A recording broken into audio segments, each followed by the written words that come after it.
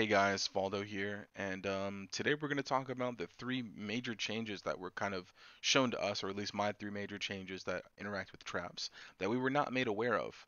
I'll put in a couple other little things too, and we'll talk about the build diversity of traps, but those three things being the trap support losing its more damage multiplier, the change to skill effect duration, and its interaction with traps, mines, and totems. And again, we're also going to talk about the traps with cooldowns and their interaction with multiple traps and cluster traps. So just to get started, we'll talk about the big one, which is trap support losing its damage. What does this mean? Well, that means that skills like mine, or builds like mine, which involves using the trap support on all three of its skills, which is Desecrate, Volatile Dead, and Detonate Dead, are now 39% weaker. 39% less weaker, which kind of sucks. But there are some offsets there. So first off, with this particular build and why it needs essentially to run these three traps is because in the past, cooldowns were a piece of shit.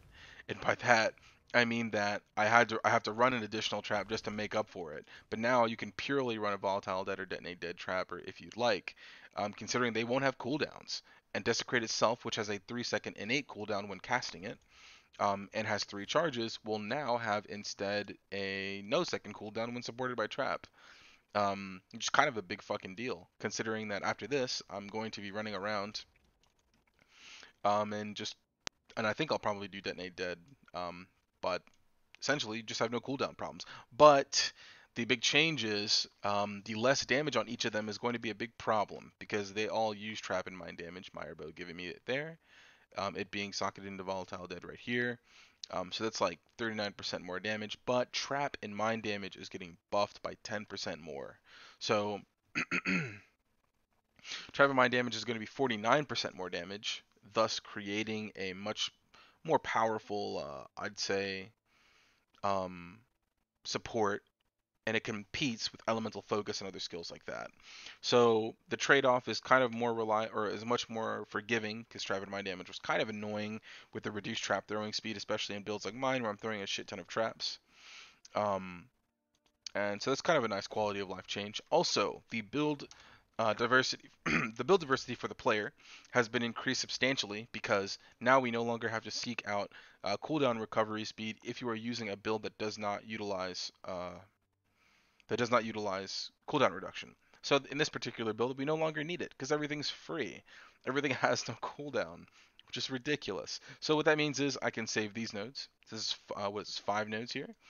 5 nodes easily saved. I probably won't even travel up here.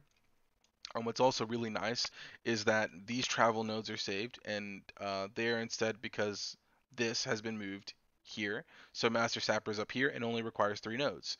So huge, huge, huge quality of life changes that are going to change the game here.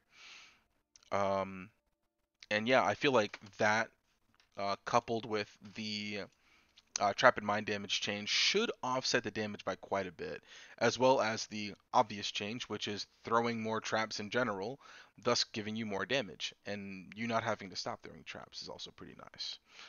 So there is a sweet spot there, and I think the nerf to it is justified.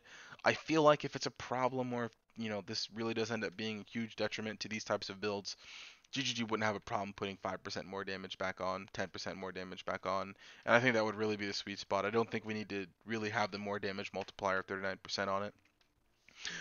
But I guess moving onward to another big change, which is the skill effect duration not essentially uh, affecting your traps and mines durations. So, and you would never want this anyways. But the real reason that they're doing this is because GGG kind of wants to push um, duration scaling with their Uber traps. And a lot of people might likely thought about it and probably talk about that. I get it. You want duration-based traps that are scale with cast speed, duration, but that's just not going to work out if we can't scale skill effect duration any way, shape, or form. Now, I don't think it's going to be the main way we scale these skills, but with this particular change, Uber traps no longer fuck up your trap duration while affecting the duration of the Uber Trap skill itself. So if you have skill duration on the tree, it would thus increase the 4 seconds of the trap existing on the ground, which significantly fucks up your Sunblast setup if you are using it. This is also nice because if you are playing a Trickster, which is essentially the one I was going to go with, and you are using um, the prolonged pain. Prolonged pain would increase your trap's duration, not allowing you to use Sunblast. And in a build like with him, he might consider using Sunblast because he doesn't have chain reaction, and so it might be an option. It's not something I would probably do, but yeah. So it's a small change. I think it's a small change that's going to have a lot of a big impact later on, and we'll really see the impact of this one as we see our trap builds unfold. But that's kind of one of the smaller changes.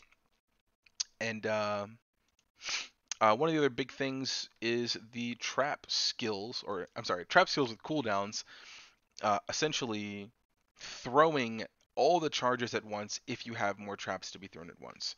And I'll read this kind of from the patch notes because it makes more sense this way. The interaction between trap skills with cooldowns and sources of additional traps thrown, such as multi-trap or cluster trap, has been changed and now work as they did with Val Lightning Trap previously. Namely, additional traps can only be thrown if the skill has at least one extra trap cooldown stockpiled, and only as many additional traps will be thrown as there are cooldowns stockpiled. Um, what that means is if you have Seismic Trap and you have Multi-Trap, if you throw it, you use all your charges at once because you threw 3 traps, and you still suffer a less damage multiplier. This is I think to me is a big deal. And this was actually revealed to us by Ziggy D, but it wasn't really confirmed or anything. So I think what this is, what's nice about this is it pushes players away from chain reaction and Sunblast in a way, not entirely. It's not like those things don't affect this, but you don't need it to trigger these skills. Um, because you're throwing a single trap, and as long as you throw it in the right spot, it's gonna go off. And you're not, using cluster trap, which is a completely you don't know where your traps are gonna land, so those things become more important. And so I like this change, but it also doesn't, and this is a big thing. This does not affect skills that are not trap skills. If it is not a trap skill, it does not affect its charges, its cooldowns. It does not affect it.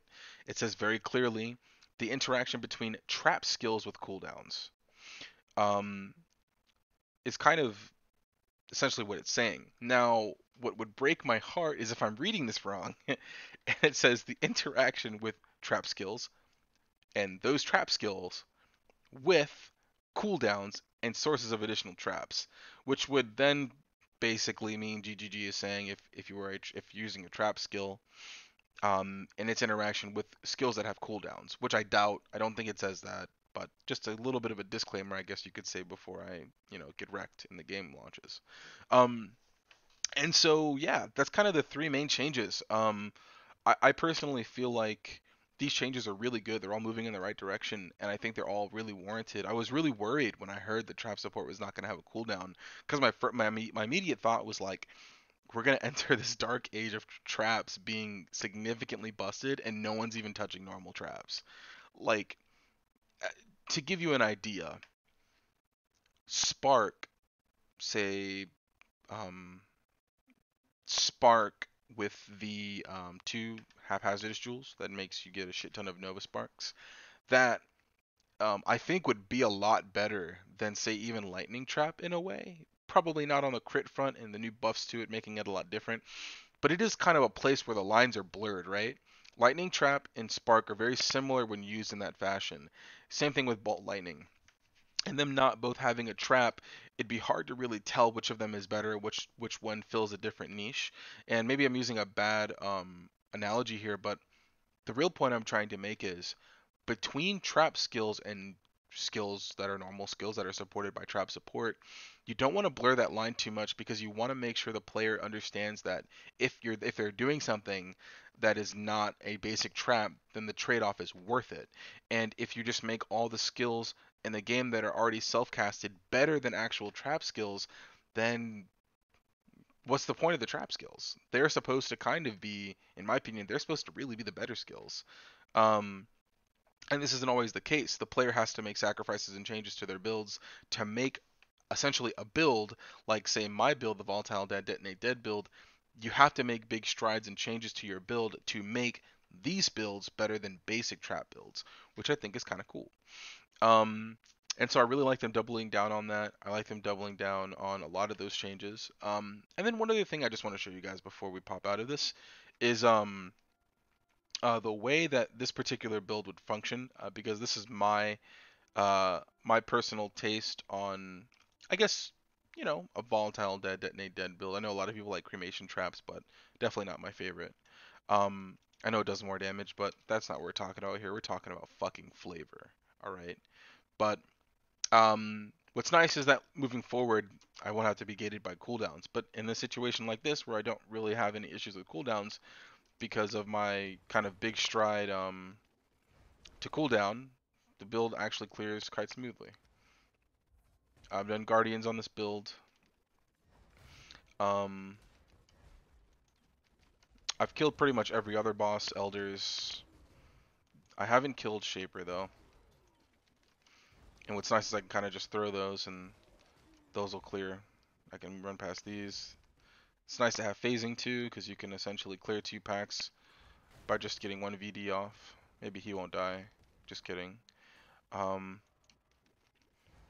and so yeah, I mean, I'm just trying to think of like this building being so much cleaner, and maybe even being able to drop one of those other skills, so not having to run